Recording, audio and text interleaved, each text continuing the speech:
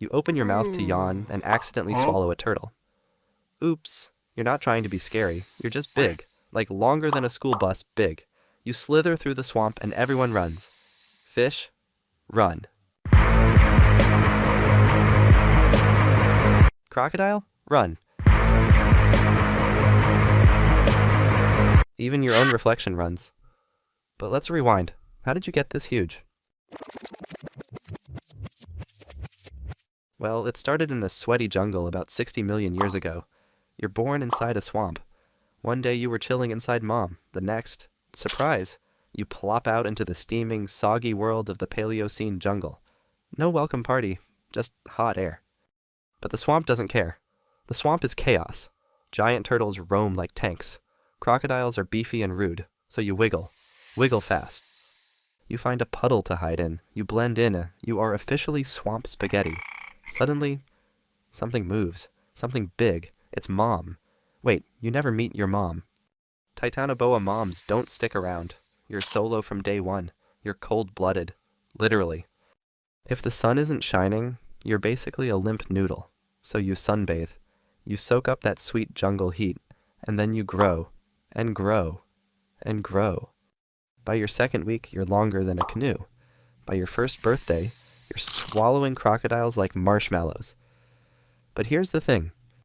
Being huge comes with huge problems. You can't hide. You can't sneak. You are the swamp now. Every step shakes frogs off lily pads.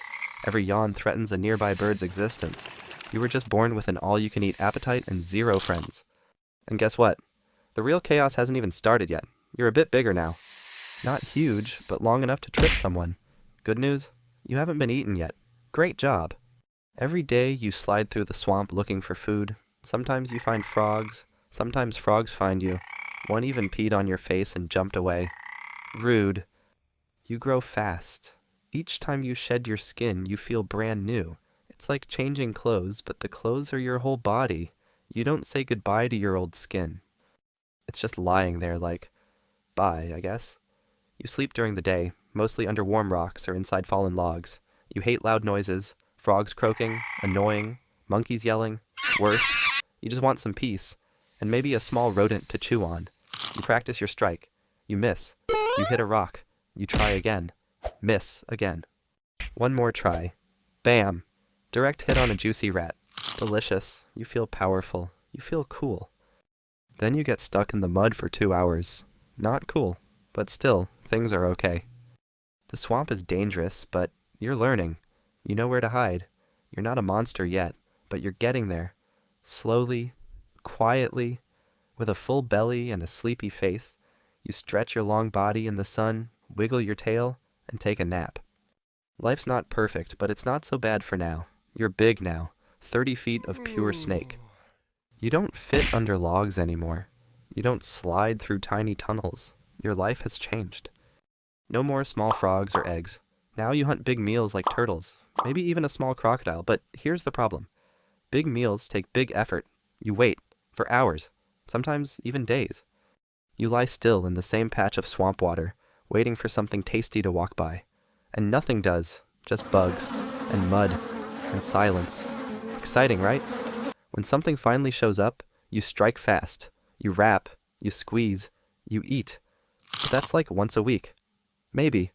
The rest of your time is just nothing. You nap. You wake up. You look around. You nap again.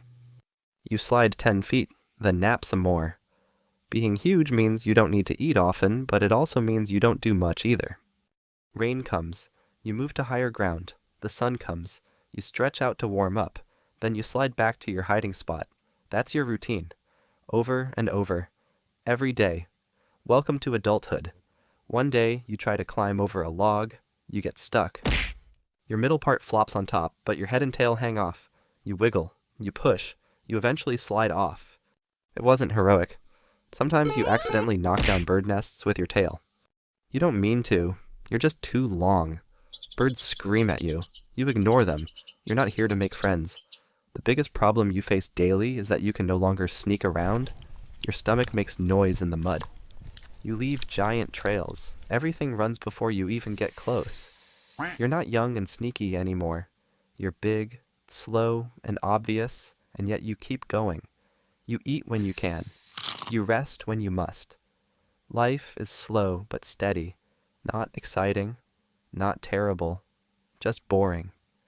One hot day while you're sunbathing on your favorite rock, you see her. She is long, she is shiny, she slithers like a dream. Your heart, it does not beat faster because snakes do not have feelings like that, but something definitely wiggles inside your belly. You want to impress her, so you puff up your body, stretch out your tongue, slide cool and slow like, "Hey girl, check out this smooth tail action." She ignores you. You try again the next day. You catch a nice fat turtle and place it near her favorite log. She sniffs it, then slithers away. Turtle rejected. Ouch. But you don't give up. Then one evening, disaster strikes. Another male Titanoboa appears. He is longer than you. His head is huge. His scales are shiny. He lies beside her as if he owns the entire swamp. She wiggles toward him. Your belly twists. Now it's serious. So what do? You challenge him. You don't talk. You don't hiss. You just slam your body into his and boom. It's wrestling time. You wrap around him. He wraps around you. You roll, you splash, birds fly off screaming, turtles hide, frogs leap away. The whole swamp becomes a wrestling ring. You bite his tail, he squeezes your neck, you wiggle free and slam him into a muddy tree. Stop, he wriggles. You squeeze tighter. At last, with one giant tail whip, he slides off into the muck defeated and grumpy. He vanishes. You look at her, she looks at you. She slithers closer. You don't say anything again because snakes don't talk, but this time it works. You both move together into the vines and shade. She allows you to lie next to her. You win. But wow, love is a Titanoboa. It's exhausting. No chocolates, no flowers, just mud, muscle, and major tail injuries. Worth it? Well, when she lets you nap beside her without biting your face off, yeah, totally worth it. Now comes the hard part. You used to chase giant turtles for fun. Now you chase baby snakes so they don't fall into a swamp. Mornings start with your tail tangled in 5 of them. One's wrapped around your neck like a scarf. Another's chewing a rock like it's breakfast. You sigh. This is your life now. Your mate slithers by, gives you the look. You nod, you try, you fail. You try to teach them how to slither in a straight line. They coil like noodles dropped from a tree. One of them bites your tail thinking it is a snack. You scream.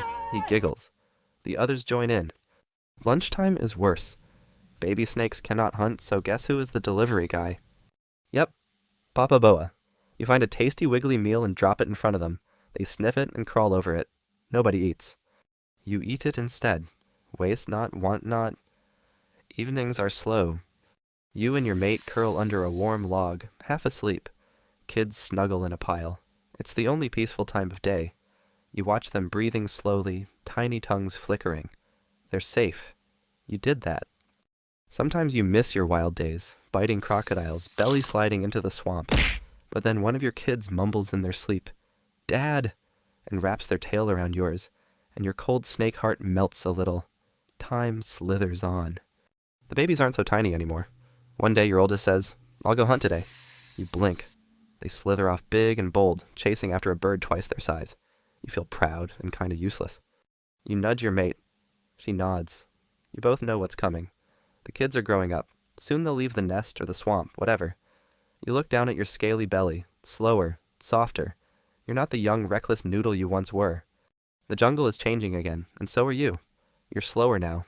No hunting, no slithering, just resting under warm mud and watching your jungle change. The rain is hotter, the forest is thinner, and your food, giant turtles and crocodiles, are disappearing. You can feel it. The world isn't built for you anymore. One last nap, one last flick of the tongue, then nothing. You disappear. Not in battle, not in drama, just quietly gone. Titanoboa, the biggest snake Earth ever saw, extinct around 58 to 56 million years ago at the end of the Paleocene epoch. Scientists say the changing climate made Earth cooler, shrinking your warm, swampy home. The big meals disappeared and so did you, but even now buried in rock you're a legend, a fossilized noodle of doom. The jungle forgot you, but we didn't. Rest in peace, big guy.